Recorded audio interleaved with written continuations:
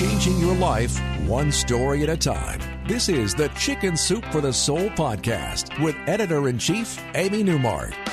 Hey, it's Amy Newmark with your daily dose of Chicken Soup for the Soul inspiration to make you simply happy. With spring coming, I thought I'd turn our attention to gardening today. Because gardening is so much more than just gardening. It's about accomplishment and bonding and stepping outside our normal lives and getting in touch with the simple miracle of planting things in the dirt and having them grow. We had a great story about all of this in Chicken Soup for the Soul thanks to my mom. Lori Zenker called her story Grumbling in the Garden because it's about when Lori was a teenager, so of course she was grumbling. She says that her parents both grew up on farms, so even though they were raising Lori in town, they wanted to stay close to the land. They used a large plot of land at her grandparents' house to grow enough food to feed their family and fill their freezer for winter. Lori's mom was determined that she would learn how to plant and harvest a proper garden. But Lori hated every minute of it. Digging in the smelly dirt in the spring, planting the tiny seeds in meticulous rows, weeding the plants while sweat poured down her face. She wanted to spend the summer with her friends. But instead, she spent every Saturday and her summer vacations working in her mom's large vegetable garden.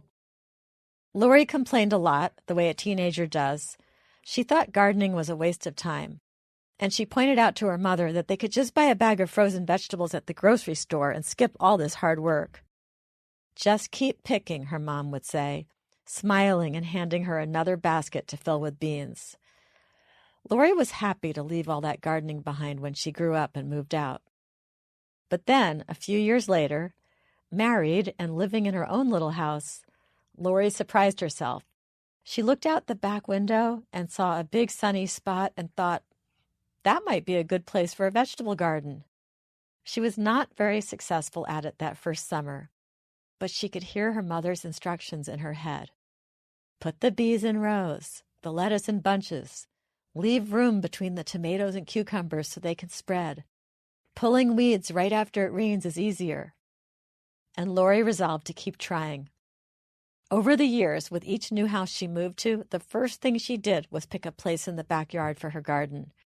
Lori says the vegetable garden has become her happy place. Now she loves touching that dirt in the spring. She loves planting those seeds. And she loves, finally, harvesting the fruit of her labor. Everything she hated about gardening as a teenage girl is what she loves now, and her mom just laughs at her.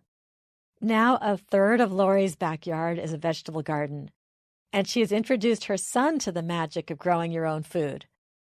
Her son Simon got it right away. When he was 5 and he was helping her pick peas and beans one morning, he said, "Wow, Mom, we have so much free food."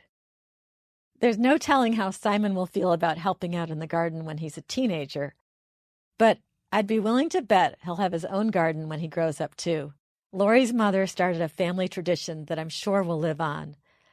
And it's not just about getting the free food, because with all those hours of labor, it's probably not any more affordable than buying at the store. Instead, it's that reconnection with the earth and the whole cycle of planting and cultivating and harvesting. And of course, the bonding with family in the backyard as you work together. I'm sure that Lori and her son have had a lot of meaningful conversations between those rows of vegetables. The English historian Thomas Fuller had a great quote about this. He said, "Many things grow in the garden that were never sown there." I'm Amy Newmark. Thanks for listening to the Chicken Soup for the Soul podcast today. Please share it with your friends and family because I pour my heart into choosing these stories and writing these scripts. So the more listeners, the better.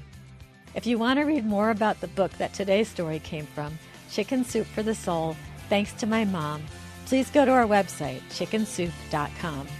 Tomorrow we're going in a different direction on Wow Wednesday with a story about a lost dog, a grieving family, and a miracle.